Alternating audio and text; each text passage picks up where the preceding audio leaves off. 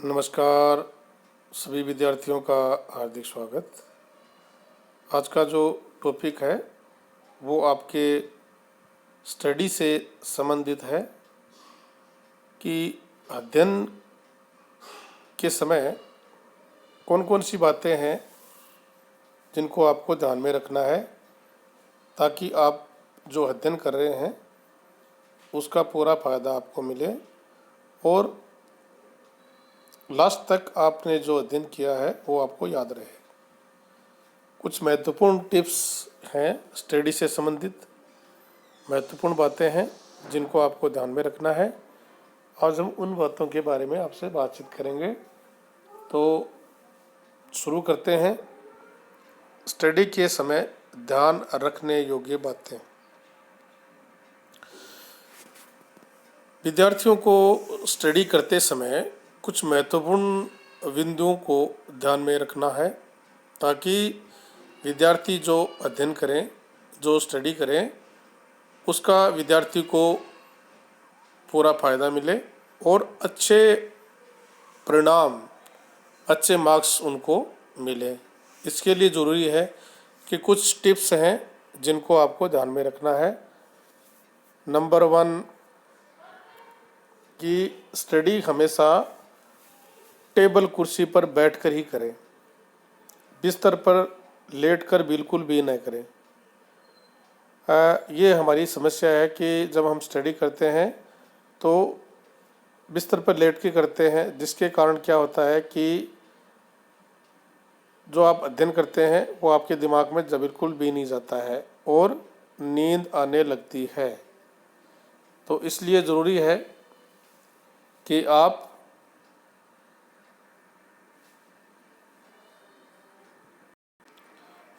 Study हमेशा table कुर्सी पर बैठकर ही करें। ये सबसे महत्वपूर्ण बात है, क्योंकि टेबल कुर्सी पर जब बैठकर आप अध्ययन करेंगे तो आपका पूरा ध्यान है वो आपकी स्टडी पर ही होगा और आपको नींद बिल्कुल नहीं आएगी।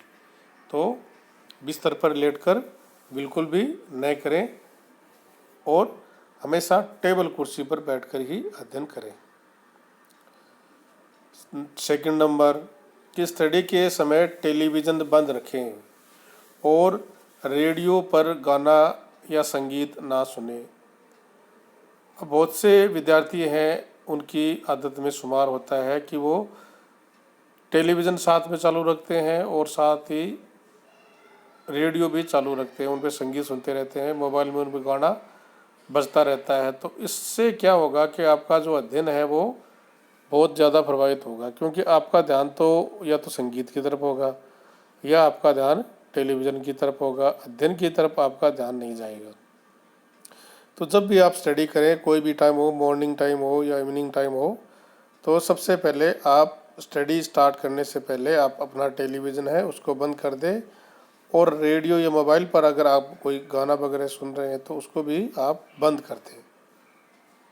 और मोबाइल को भी आपको करना क्या है, या तो बंद कर दें या उसको साइलेंट मोड पर रखें, ताकि अगर आपका कोई ज़रूरी कॉल आ रहा है तो आप उसको ले सके, अन्यथा आपको मोबाइल का यूज़ बिल्कुल भी नहीं करना है। क्योंकि अगर मोबाइल चालू रहेगा तो आपका ध्यान है वो मोबाइल की तरफ ज़्यादा होगा और अध्ययन की तरफ ध्यान होगा कम। तो ये 2 बातें आपको और ज़्यादा ध्यान में रखनी है। इसके बाद बात करते हैं कि स्टडी करते समय साथ साथ लिखते रहे ताकि आपकी एकाग्रता है वो बनी रहे।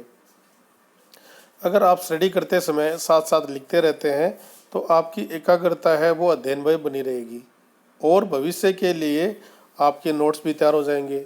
जब आप लिखेंगे तो आपके नोट्स है वो बिल्कुल अपने आप ही तैयार हो जाएंगे, आपको कुछ अतिरिक्त मेहनत नहीं करनी होगी। और स्टडी करते समय जो भी पार्ट या चैप्टर आप अध्ययन कर रहे हैं उसको 2 से 3 बार बिल्कुल अध्ययन ज़रूर करें, क्योंकि अगर आप एक बार उसको अध्ययन करेंगे तो बहुत सी बातें हैं जो आपको मिस हो सकती हैं। इसलिए ज़रूरी है कि आप 2 से 3 बार आपका जो अध्ययन है उसको, चैप्टर को रिवाइज करें और साथ साथ उसको लिखते भी रहें।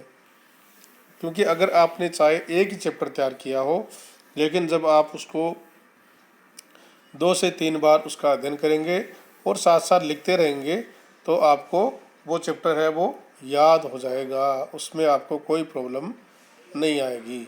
इसलिए ज़रूरी है कि आप अपने अध्ययन के समय इन बातों का ध्यान रखें। इसके बाद आता है कि पढ़ते समय शॉर्ट नोट ज़रूर तैयार करें, क्योंकि जब आप शॉर्ट नोट तैयार करेंगे तो आपको, जब आप एग्ज़ाम के समय आपके पास बहुत कम समय रहेगा रिवीजन के लिए, तो ये शॉर्ट नोट है वो आपके काम में एग्ज़ाम के समय आपको बहुत ज़्यादा हेल्प करेंगे और आपकी स्टडी है वो उसकी रिवाइज हो जाएगा अपने आप। तो इसलिए ज़रूरी है कि आप साथ साथ शॉर्ट नोट्स तैयार करते रहें ताकि आपको एग्ज़ाम के समय इसकी सहायता मिल सके। इसके अतिरिक्त अध्ययन रखने की प्रवृत्ति से दूर रहे। जो भी पढ़े उस पर विचार मंथन जरूर करें। आप अध्ययन करें तो रटने की प्रवृत्ति है उससे दूर रहें, क्योंकि अगर आप रटने की प्रवृत्ति से रहेंगे तो आप जो रटेंगे वो आपके, अगर कुछ भी शब्दों का घेर आगे पीछे हो गया तो आप उसको भूल जाएंगे और आपको कुछ भी याद नहीं रहेगा। इसलिए ज़रूरी है कि जो भी रटने की प्रवृत्ति है उससे तो आपको बिल्कुल दूर रहना है और पढ़ें, उस पर विचार मंथन जरूर करें, क्योंकि अगर आप विचार मंथन नहीं करेंगे तो आपको वो ज़्यादा दिन तक याद नहीं रहेगा। पढ़े हुए पाठ को दोस्तों के साथ विचार विमर्श ज़रूर करें। और एक जो महत्वपूर्ण बात है जो आपको मैं ज़रूर बताना चाहूँगा कि ग्रुप डिस्कशन इसके लिए बहुत अच्छा और लाभदायक तरीका है, क्योंकि अगर आप ग्रुप डिस्कशन करेंगे तो आपको जो चैप्टर है वो बहुत आसानी से याद हो जाएगा और एग्ज़ाम के समय आपको इसकी बहुत ज़्यादा हेल्प मिलेगी। और इसके अतिरिक्त बात करें तो पुराने प्रश्न पत्रों के आधार पर आपको महत्वपूर्ण चैप्टर्स का चयन करना है कि पुराने जो आपके एग्ज़ाम से संबंधित प्रश्न पत्र हैं उनके आधार पर आपको महत्वपूर्ण पाठ या चैप्टर को चयन कर ले और उसका आप गहनता से अध्ययन करें, जिससे कि आपकी तैयारी है वो बहुत अच्छी तैयारी हो जाएगी और आपने जो लक्ष्य जो तय किया है वो आपको प्राप्त जरूर होगा। और इसके साथ साथ आप अपने स्वास्थ्य का भी ध्यान रखिए, क्योंकि संतुलित भोजन करें। ये बहुत ही ज़रूरी है कि आप जो भोजन करें वो संतुलित करें, क्योंकि यदि आप अधिक मात्रा में भोजन ग्रहण करेंगे तो आपको आलस्य आ जाएगा और कम मात्रा में भोजन ग्रहण करेंगे तो आपका मन नहीं लगेगा तथा कमजोरी से सर दर्द रहेगा। इसके कारण क्या होगा कि आपका कमजोरी के कारण सर दर्द रहेगा। तो ज़रूरी है कि संतुलित भोजन करें, क्योंकि यदि आप अधिक मात्रा में भोजन करेंगे तो आलस्य आएगा, कम मात्रा में भोजन ग्रहण करेंगे तो आपका मन नहीं लगेगा, कमजोरी से आपका सर दर्द रहेगा। इसलिए ज़रूरी है कि आप अपना स्वास्थ्य का भी ध्यान रखें और जो बातें मैंने आपको बताई हैं उनको पूरा दिमाग में उतार लें ताकि आपको जो सफलता है वो ज़रूर मिले और आप अपने लक्ष्य तक पहुँचे। बहुत बहुत धन्यवाद। Thank you.